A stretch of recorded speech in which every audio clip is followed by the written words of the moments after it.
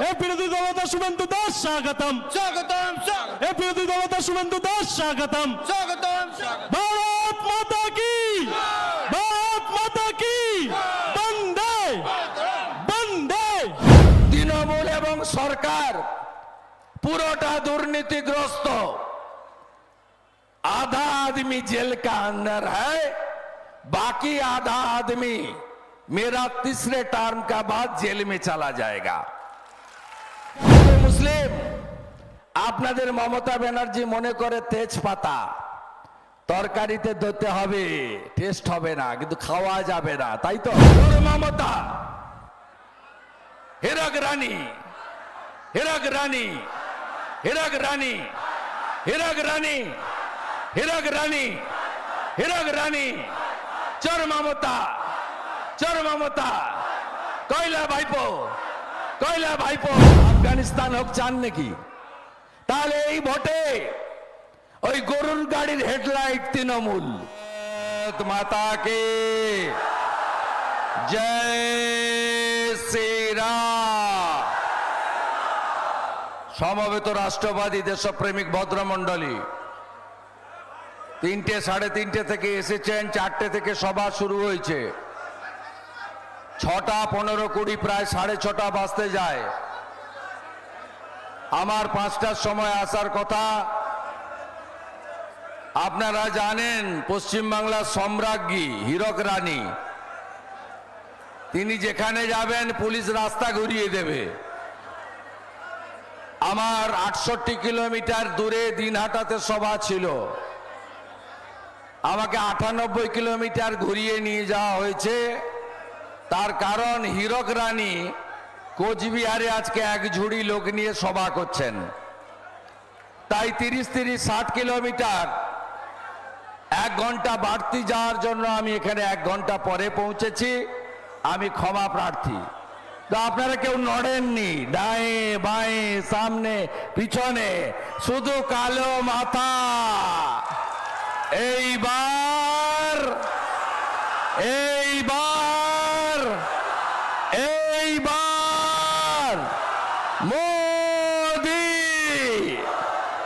মোদি আপনারা সবাই সংকল্পবদ্ধ হয়েছেন যে নরেন্দ্র মোদিজিকে আমরা আবার তৃতীয়বারের জন্য প্রধানমন্ত্রী করব আর রায়গঞ্জ আসন আমরা ভূমিপুত্রকে নরেন্দ্র মোদি প্রার্থী করেছেন ভূমিপুত্রকেই দিল্লি পাঠাবো আমাদের আজকের এই কর্মসূচিতে শহীদ পরিবার দাড়ি ভিটের যারা বাংলা ভাষার জন্য লড়তে গিয়ে আত্মবলিদান দিয়েছেন তাদের পরিবারের নীলকমল সরকার এবং তাদের মাতৃদেবী আছেন আপনারা জানেন এর বিচার আমরা দেব এবং খুনিদের শাস্তি পেতে হবে আমাদের মধ্যে মান্যবর প্রার্থী জেলার সাধারণ সম্পাদক তরুণ প্রার্থী আপনাদের সেবক কার্তিক পাল মহোদয় আছেন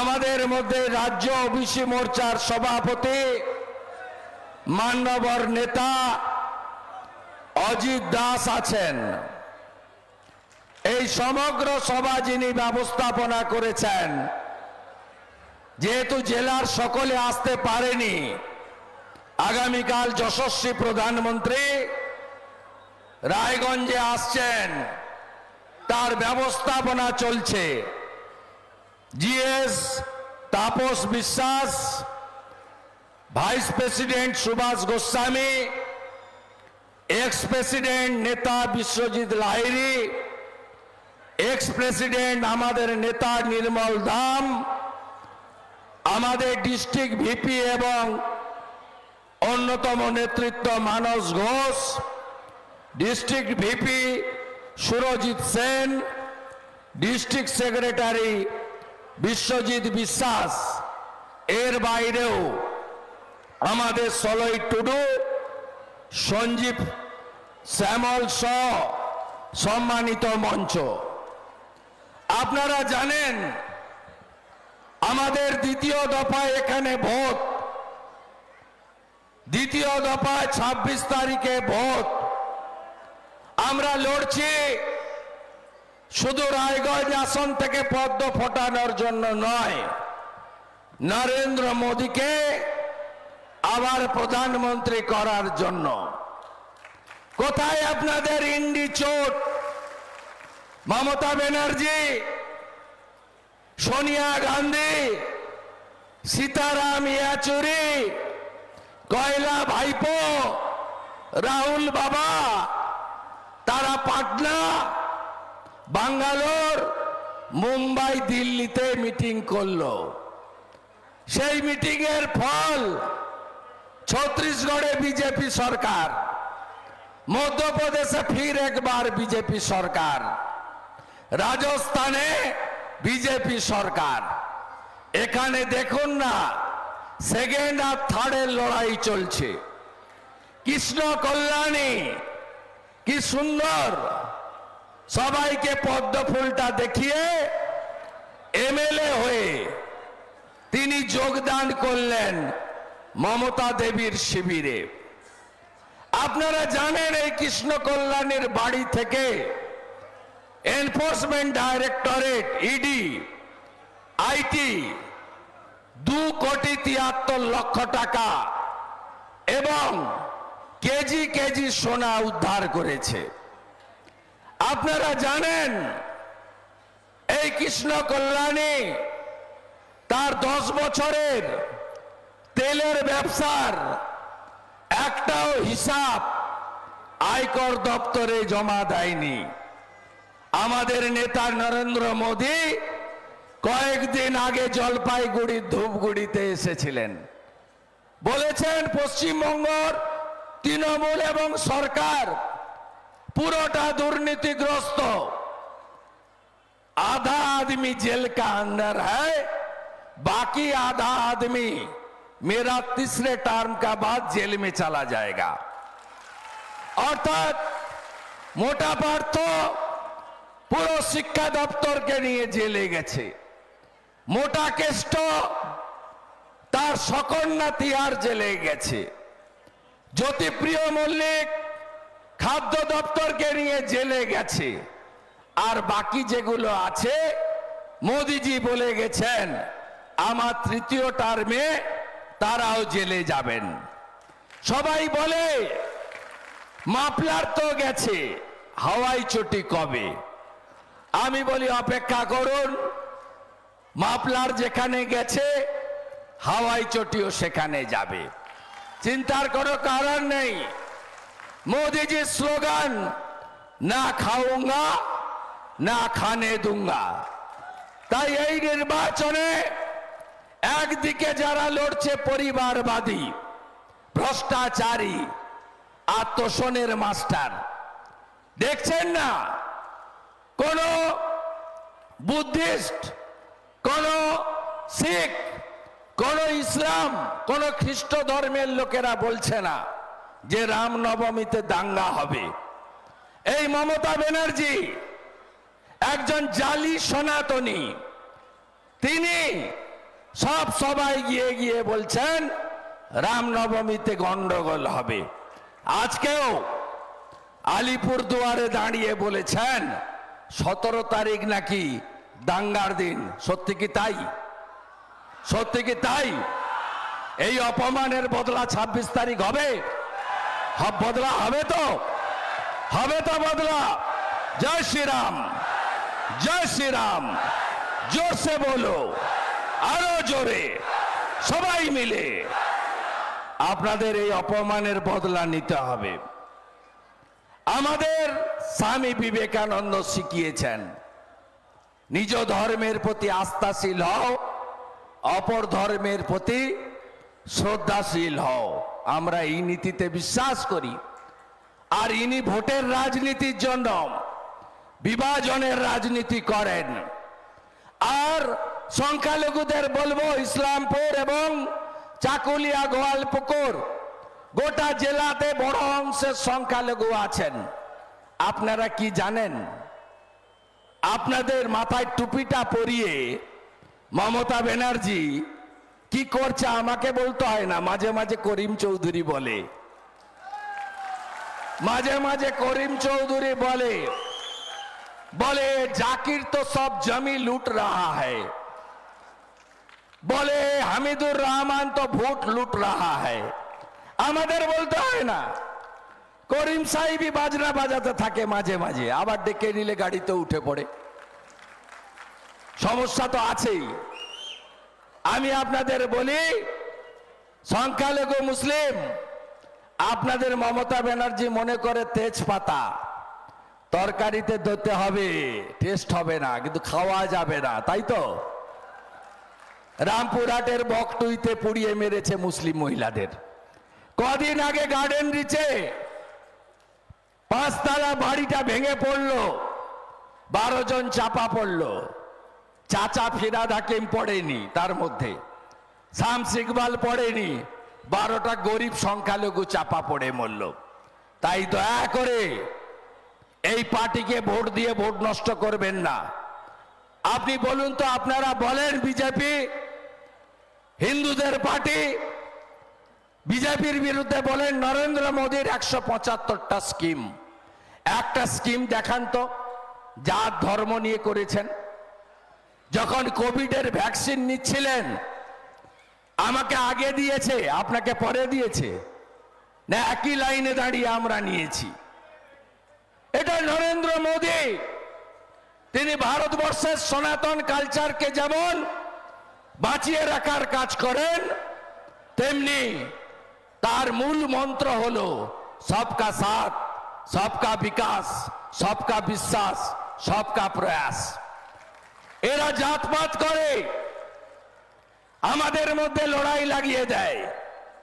ওই 5টা রাজ্যে ভোটের আগে রাহুল বাবারা বলছিলেন না, ওবিসি ইসি মানে আমাদেরকে ভাগ করো, বুঝে নিয়েছেন তো? সমাজদার কা ইশারাই কাফি হয়।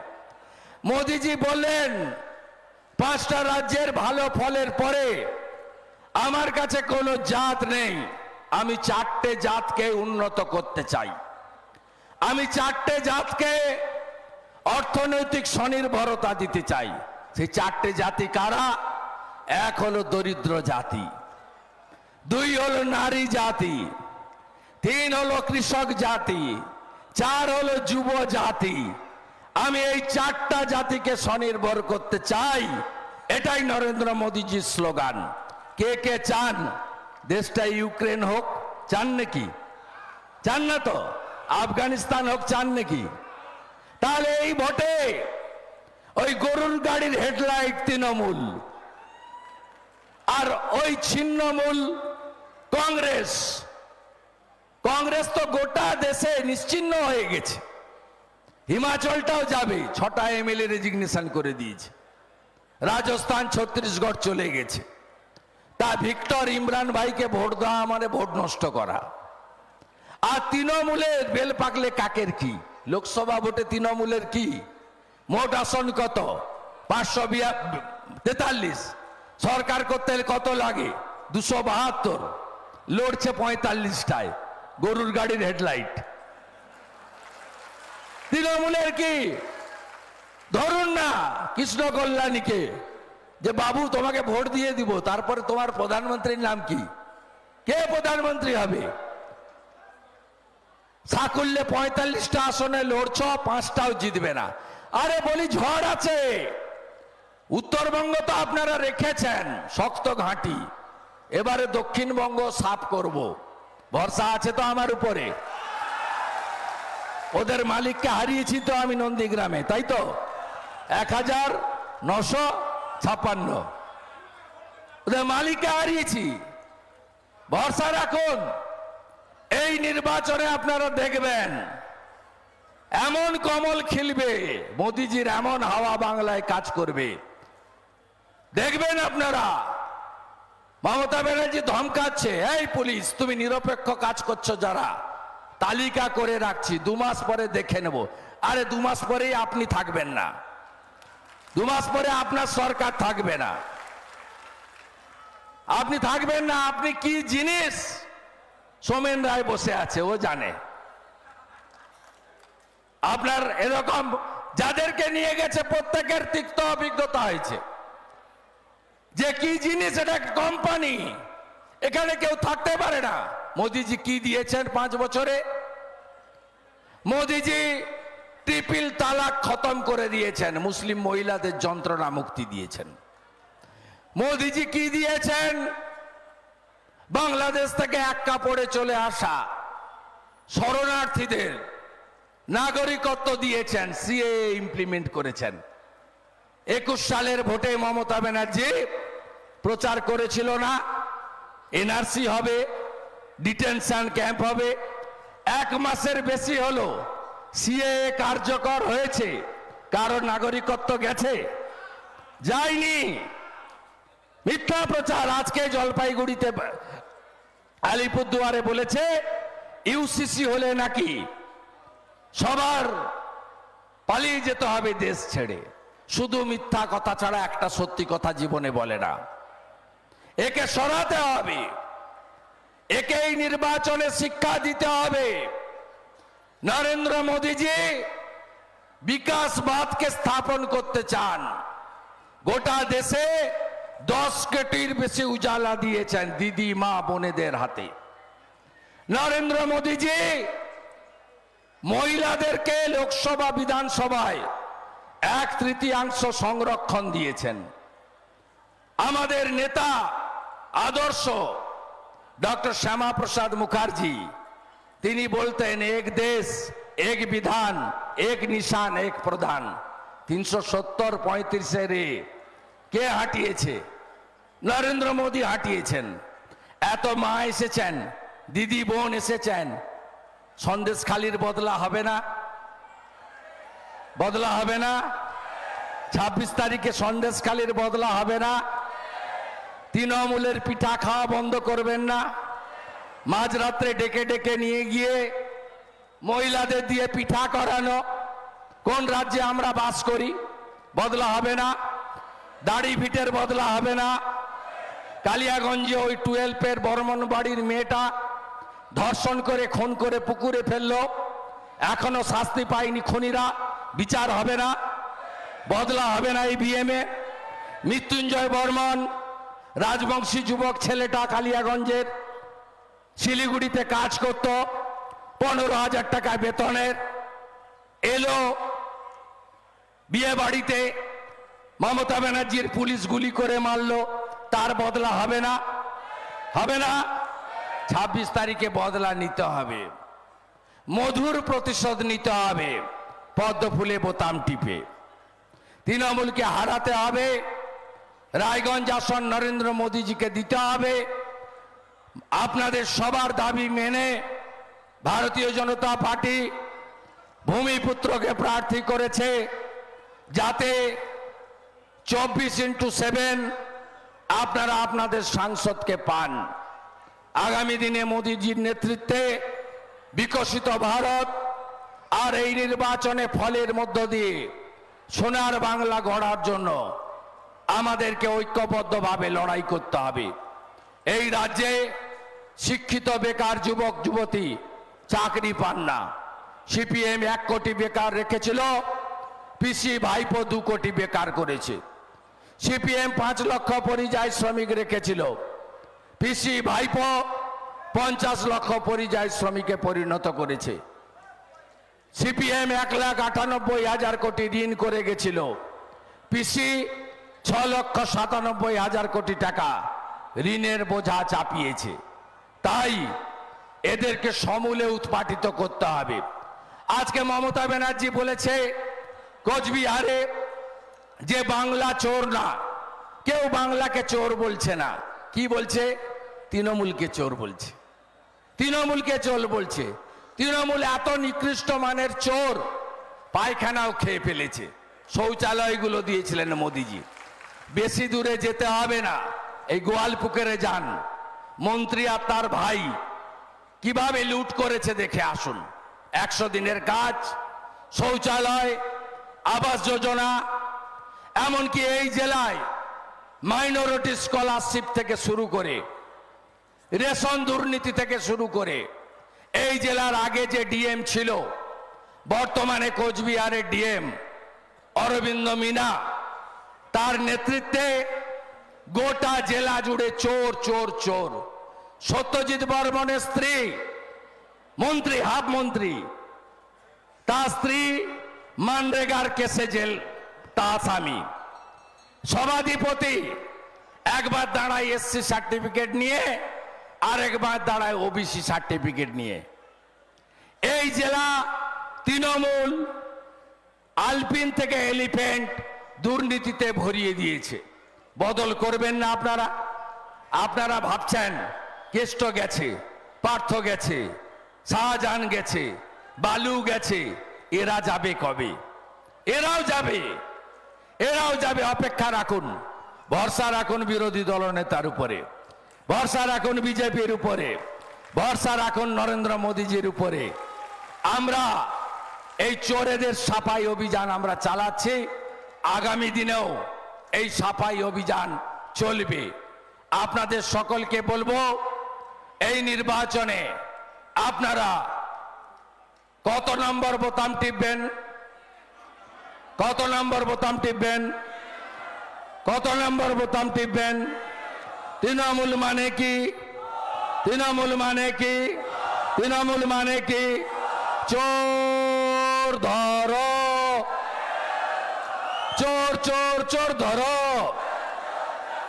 চোর চোর চোর ধরো। যারা চাকরি চুরি করেছে এখনো এই রাস্তা দিয়ে ডালখোলাতে লোড হয় কন্টেনারে, সব মহিষ গরু পাচার করে। আমাদের সরকার বিহারে হয়ে গেছে। আমি বিহারের উপমুখ্যমন্ত্রী সম্রাট চৌধুরীকে বলেছি, তারপরে কিষানগঞ্জে এখন টাইট দেওয়া শুরু হয়েছে। যা করবে নোংরামি, 2 নম্বরই। কয়লা গাড়ি পাচার করে পুলিশ, সব ভাইপোর কয়লা। গরু মহিষ পাচার হয় কন্টেনারে ঢুকিয়ে। আমাকে শুধু খবর দেবেন, কিষানগঞ্জে টাইট দেব। বিহারে আমাদের সরকার, আমি শুরু করেছি কাজ। এই জেলাকে আমরা এই দুর্বৃত্তদের হাত থেকে রক্ষা করব। রামনবমী হচ্ছে তো পরশুদিন। ইসলামপুরের মিছিল তো গোটা দেশের মধ্যে সবচেয়ে বড় হয়। শান্তিপূর্ণভাবে করবেন, নিজ ধর্মের জয়গান করবেন, অন্যকে আঘাত করার দরকার নেই। জয় শ্রীরাম করবেন, আপনারা সেটা করেন। কিন্তু রাম ভক্তদের উপরে যদি কোথাও সমস্যা তৈরি করে কেউ, ডালখোলাতে গত বছর কি হয়েছিল মনে আছে তো? মনে আছে তো? এনআইএ হয়েছে জানেন তো? কে অ্যাপ্লিকেশন করেছিল হাইকোর্টে? আমি অ্যাপ্লিকেশন করেছিলাম।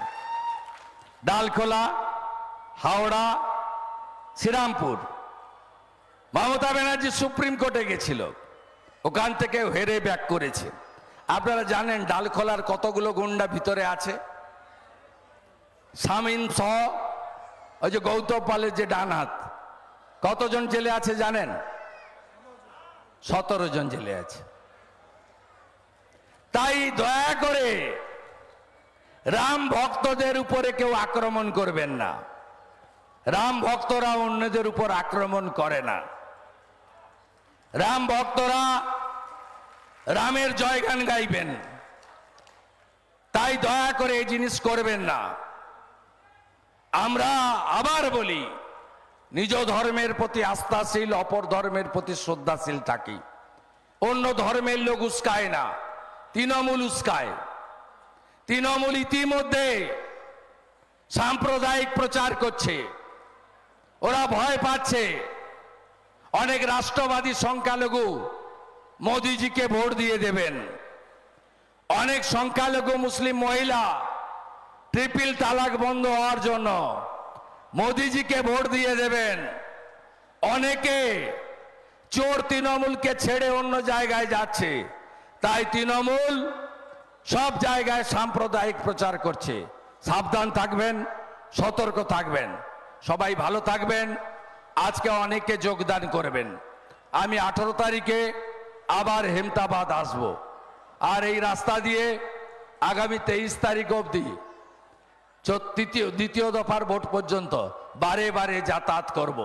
কার্তিককে জেতাচ্ছেন তো? উপরে মোদিজির গ্যারেন্টির সঙ্গে আমিও থাকলাম, আমিও আপনাদের সঙ্গে থাকলাম। আপনারা জোট বাঁধুন, তৈরি হন। আগামী দিনে নরেন্দ্র মোদীজির নেতৃত্বে বিকশিত ভারতের লক্ষ্যে আমাদের এই লড়াই চলবে। সবাইকে আমি অভিনন্দন জানাই। আমার সাথে সবাই একসঙ্গে বলুন। ওরা বলছে নাকি জনগণের গর্জন আর বিরোধীদের বিসর্জন। আপনারা বলবেন ইসলামপুরের গর্জন, তারপরেরটা তো শিখাতে হবে না, তাই তো? ইসলামপুরের গর্জন,